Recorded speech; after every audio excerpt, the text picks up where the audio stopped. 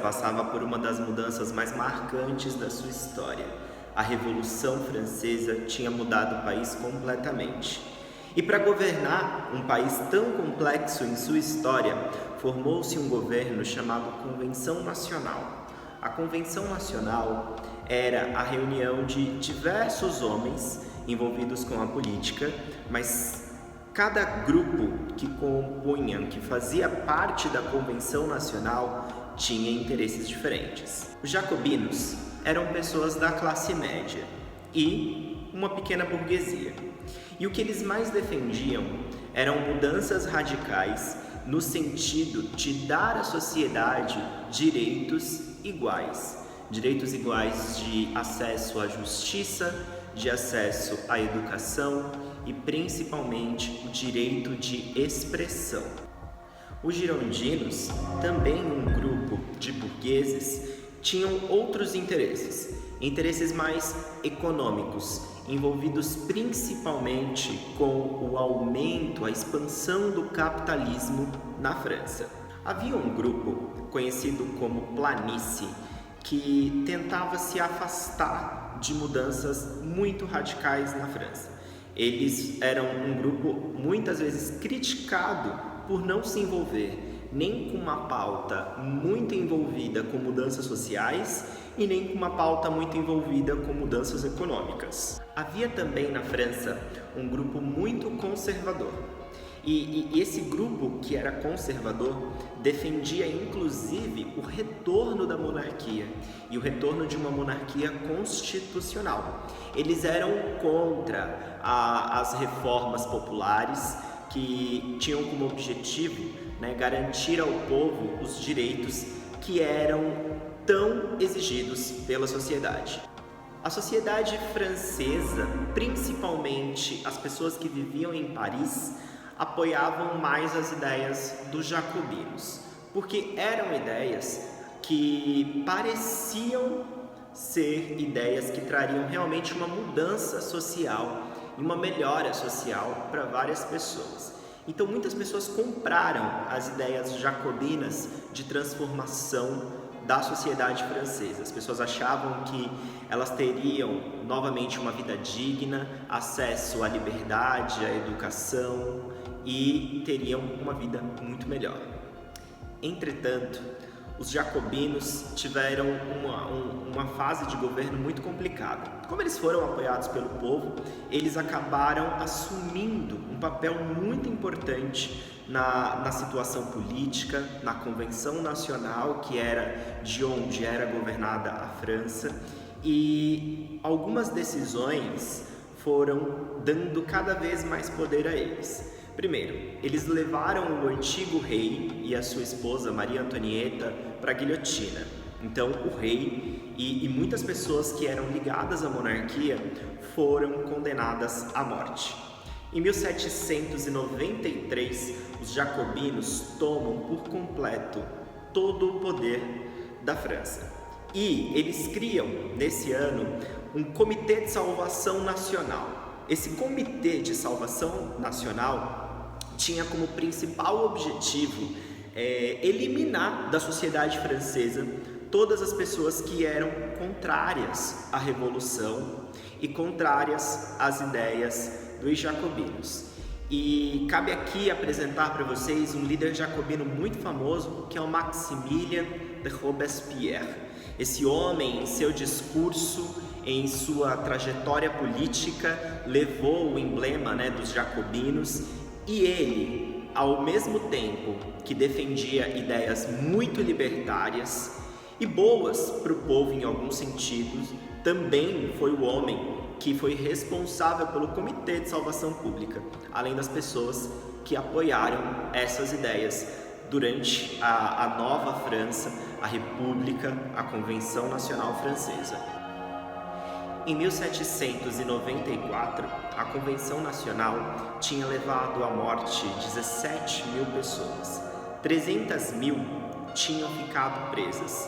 E todas essas pessoas eram pessoas ligadas às ideias dos girondinos, eram pessoas que estavam com uma preocupação voltada só às mudanças econômicas na França e, inclusive, até pessoas muito radicais a favor do povo não satisfaziam os jacobinos.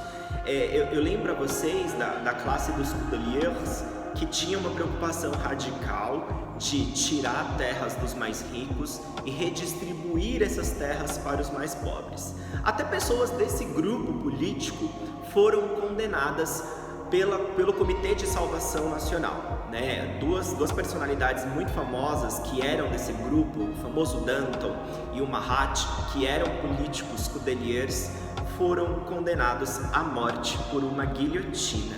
No ano seguinte, já o ano de criação da Convenção Nacional, 1794, as pessoas da Convenção Nacional que estavam lidando mais com as questões econômicas, os girondinos, prepararam um golpe para tirar os jacobinos do poder.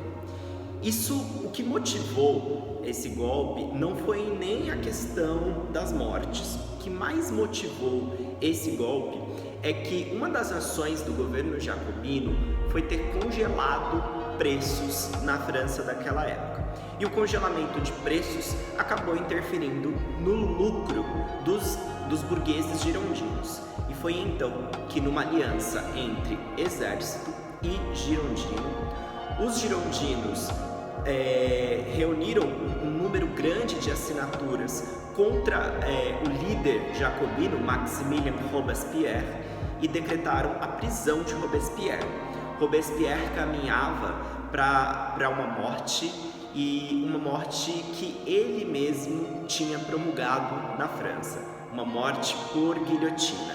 Ele morre como inimigo da Revolução Francesa, e a justificativa que é utilizada é a grande desumanidade do terror jacobino, da quantidade de pessoas que morreram.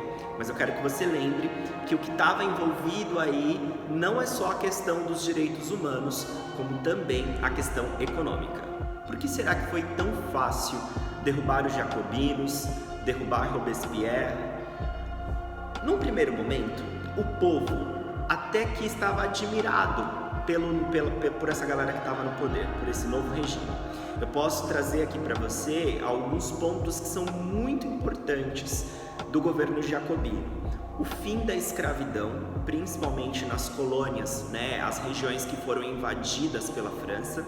A gente tem o confisco de terras, então uma redistribuição das terras francesas de maneira que pessoas pobres pudessem ter as terras, e o sufrágio universal, o direito do voto àquelas pessoas que não podiam votar.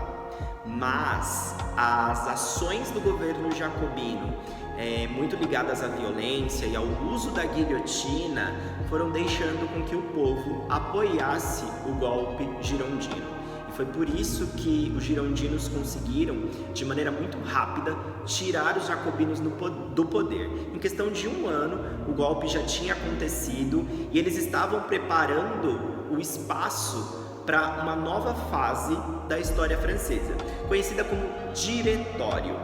O diretório é um governo com deputados, 5 deputados, responsáveis por todo o território francês. Em 1795, o diretório começa a funcionar de fato. E as principais mudanças são que o voto volta a ser censitário, ou seja, só podem votar aquelas pessoas que têm um determinado poder aquisitivo e que são do sexo masculino. Os preços são descongelados e os comerciantes e artesãos podem colocar lá nas suas mercadorias os preços que eles bem entenderem, os preços que eles quiserem. Então, o que o diretório defendia? Uma liberdade econômica. E muitos direitos sociais, inclusive, começaram a ser deixados de lado. A preocupação com o povo, a preocupação com os sans-culottes, a preocupação com quem sentia fome, passou a ir sumindo aos poucos. E é isso que alimentou na França, durante o diretório, muitas revoltas populares. porque o povo estava insatisfeito ainda com toda a questão econômica. E para agravar essa situação, o diretório ainda dobrou os impostos populares. Os cofres da França ficaram vazios e a França mergulhou durante o diretório numa profunda crise econômica.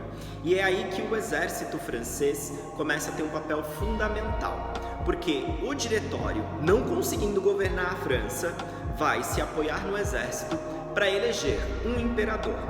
E esse imperador, muito bem conhecido na história, é Napoleão Bonaparte. Napoleão Bonaparte assume o poder francês e funda um novo regime político conhecido como consulado. Você já viu nessa aula que a França passa por diversos modelos políticos diferentes.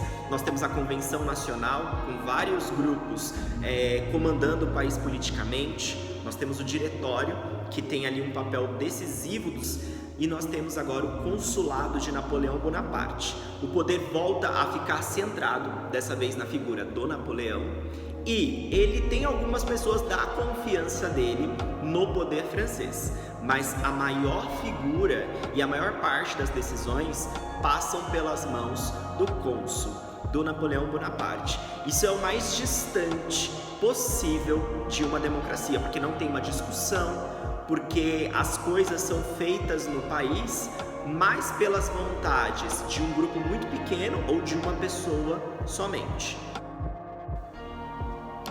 Mas aí no geral a Revolução Francesa trouxe para o mundo um legado. Foi durante a Revolução Francesa que muitas pessoas passaram a se preocupar com ideias como justiça e igualdade social. E essas ideias, ali durante os anos 1780, 1790, 1800, já falando do século XIX, essas ideias elas vão inspirar no século XIX diversas regiões no mundo. Vários países vão querer depor líderes políticos que eram tirânicos, que não escutavam o povo e vão manifestar sua vontade por um governo mais democrático, por uma participação mais democrática na sociedade. A própria Revolução Francesa, os jacobinos em si, traziam nas suas palavras três bases, três princípios da Revolução Francesa. O princípio da liberdade, o princípio da fraternidade e o princípio da igualdade. Esses princípios, liberté, égalité e fraternité, muito famosos em francês, são princípios que deveriam ser respeitados em qualquer sociedade. E esses princípios, eles são direitos naturais também das pessoas. E a Revolução Francesa traz para a discussão esses princípios, e esses princípios vão ser base de movimento de independência aqui no Brasil, na América Latina, nos Estados Unidos, em diversos lugares do mundo. Uma coisa muito interessante do papel da mulher durante a Revolução Francesa é que ele também foi muito discutido. Muitas mulheres foram ouvidas por outras mulheres e muitas mulheres criaram uma rede de autoajuda. Primeiro vamos lembrar que no campo de batalha também haviam muitas guerreiras, muitas soldados, mulheres que estavam lutando, às vezes tendo que se travestir como homem, mas estavam ali, presentes. E além das mulheres no campo de batalha, se destaca-se também que durante a Revolução Francesa apareceu mais de 60 associações de ajuda e de apoio à mulher. O grande objetivo dessas associações nada mais era que discutir direitos que a mulher deveria ter, A mulher deveria compartilhar os mesmos espaços que o homem e deveria brigar por esses direitos. Chega-se a criar, inclusive, uma declaração dos direitos da mulher porque a Revolução Francesa em si trouxe uma declaração dos direitos do homem e pouco se falava da participação feminina nessa declaração de direitos ao homem. Durante o terror jacobino e principalmente durante o Diretório, muitas mulheres foram condenadas à morte. Houveram conquistas como, por exemplo, o divórcio, que era um direito que a mulher não tinha e ela passa a ter depois da Revolução Francesa, mas muitos direitos foram negados. Por exemplo, mulheres eram proibidas de trabalharem no serviço público, elas não poderiam ser funcionárias públicas e pouquíssima gente contratava uma mulher. A opção era sempre contratar um homem. Quando não dava para contratar homens, aí sim as pessoas pensavam na contratação feminina.